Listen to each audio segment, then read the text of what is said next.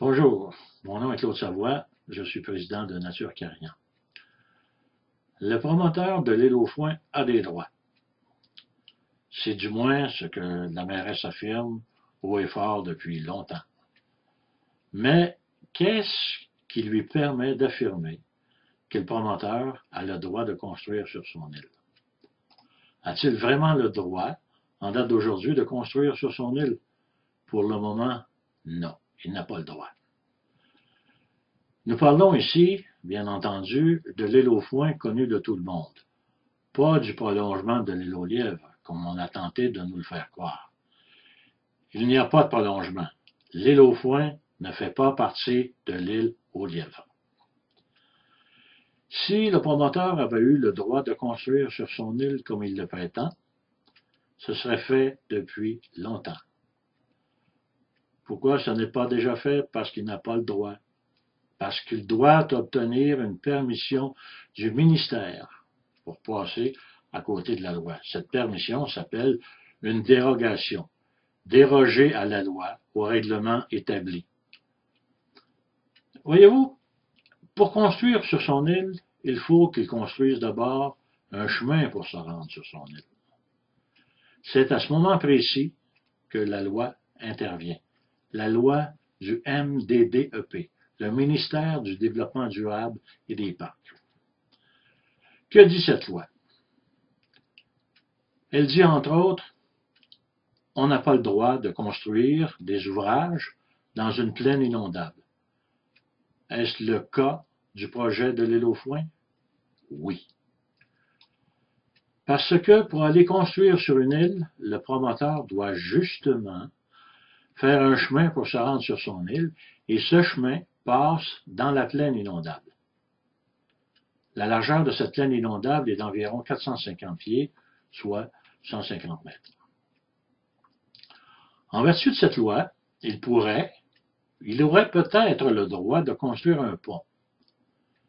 Mais un pont d'une telle longueur s'avère beaucoup trop dispendieux si l'on considère que ce pont ne desservirait que 7 à 14 maisons.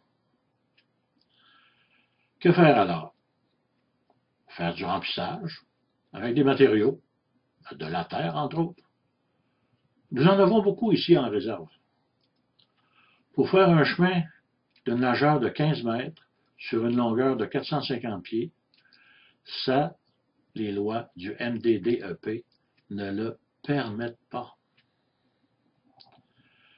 La raison est qu'on ne peut pas bloquer la libre circulation des eaux dans un canal ou un cours d'eau. Tous les printemps, cette plaine inondable s'inonde et l'étendue de cette inondation part de la rivière l'Acadie et va jusqu'au bassin de Chambly, sur une largeur de 450 pieds. En fait, cette plaine inondable devient un canal à tous les printemps.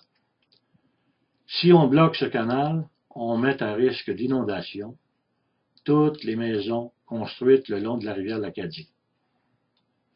De plus, cette plaine inondable constitue un milieu humide, un genre d'éponge qui sert à limiter les inondations. Troisième règlement, on ne peut pas mettre en danger une frayère. À tous les printemps, ce canal constitue une frayère à grands brochets qui serait définitivement compromise si on bloquait ce canal.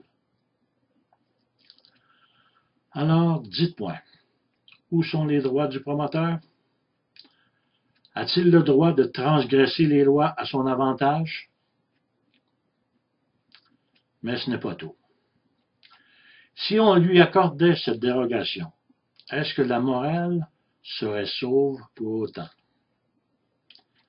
Si une dérogation lui permettait de construire ce chemin qui constitue en fait une digue, est-ce que le promoteur pourrait maintenant dire que l'île aux Foins est le prolongement de l'île aux Lièvres?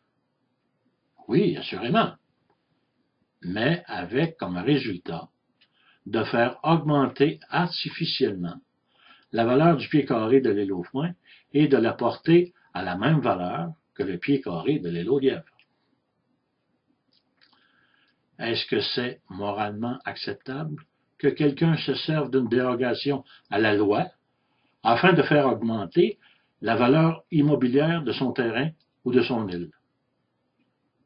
C'est pourtant ce que la mairesse et la majorité des conseillers ont décidé d'appuyer. Pourquoi sont-ils tellement favorables à ce projet privé? Ne se prêtent-ils pas, eux aussi, à cautionner cet accroc à la morale? Voyez-vous, en appuyant ce projet, ce conseil municipal a dû changer le plan d'urbanisme. En changeant le plan d'urbanisme, ils ont dû changer les règlements de zonage et de lotissement qui favorisent les promoteurs et le développement mal planifié de Carignan.